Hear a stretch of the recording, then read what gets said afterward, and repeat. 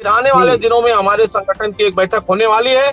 उसके बाद हम लोग निर्णय लेंगे और निर्णय के बाद एक बड़े जन आंदोलन की के राह पर शिक्षा में जाने के लिए तैयार हो जाएंगे। मजबूर होगा। आपसे मेरा किसी से भी परिवार को ना मुआवजा मिला, न किसी तरीके का उन्हें राहत दी गई। अगर जो है किसी भी तरीके से कहीं पर भी कोई एक बीजेपी का अगर कार्यकर्ता भी खत्म हो जाता है तो बड़े बड़े नेता वहां पर पहुंच करके संवेदना देते हैं। लेकिन क्या शिक्षा मित्र जो कहीं ना कहीं बीजेपी सरकार द्वारा ही लाए गए शिक्षा मित्रों को उनकी अनदेखी का शिकार सरकार के हो रहे हैं? क्या दर्द होता है शिक्षा मित्रों को, किस तरीके से उनके परिवारों का हाल है? और जो 10,000 में एक परिवार का मुखिया जो घर चलाने वाला वो खत्म हो गया, शिक्षा मित्र किन समस्याओं से आज जूझ रहा है बताएं।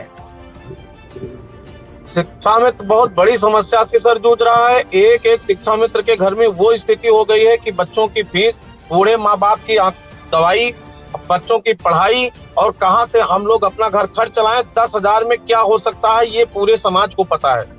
और जब भी हमारी कोई बात होती है, इधर 2 साल में तो माननीय मुख्यमंत्री जी ने या मंत्री जी ने कोई बात ही नहीं किया। लगभग 2 साल हो रहे हैं। 2 साल पूर्व जो भी बातें होती थी उसमें यही कहते थे शीघ्र ही निर्णय होगा, शीघ्र ही निर्णय होगा, और कोई निर्णय नहीं हुआ। शिक्षा मित्र मरने को विवश है। 4,000 लोग समायोजन निरस्त होने के बाद से मरे हैं।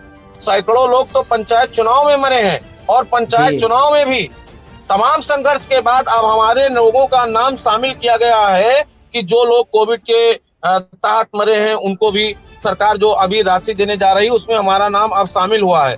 देते हैं नहीं देते हैं ये सरकार क्यों?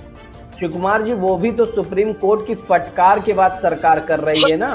कोर्ट के फटकार के बाद, और उसमें भी कैटेगरी बना के अभी देने का प्रस्ताव चल रहा है। किसी को सामान्य रूप से नहीं, हमें किस कैटेगरी में रखेंगे इसका भी अता पता नहीं है।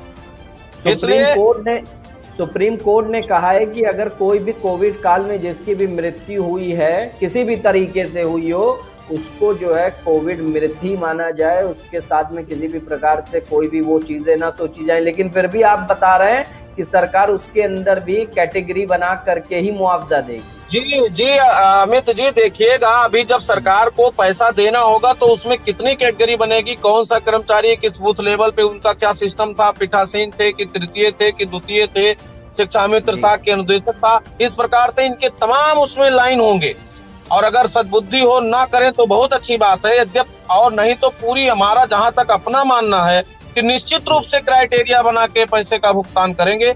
हम आपके माध्यम से चाहते हैं कि अब भी समय है और सरकार शिक्षा मित्रों की सुने और कुछ ना कुछ उचित न्याय निर्णय करे जिससे शिक्षा मित्रों का जीवन यापन हो सके। जो लोग हमारे साथी हैं उनको आप उस क्षेत्र में ले जाइए। अभी हमारे आदरणीय जगत पाल जी कह रहे थे कि सामान्य कार्य के लिए सामान्य वेतन, ये बात भी रखी गई थी। हमारे यहाँ ही आप आश्रम पद्धति के विद्यालय में लागू करके रखे हैं और हम लोगों को आप उससे वंचित कर रहे हैं। तमाम व्यवस्थाएं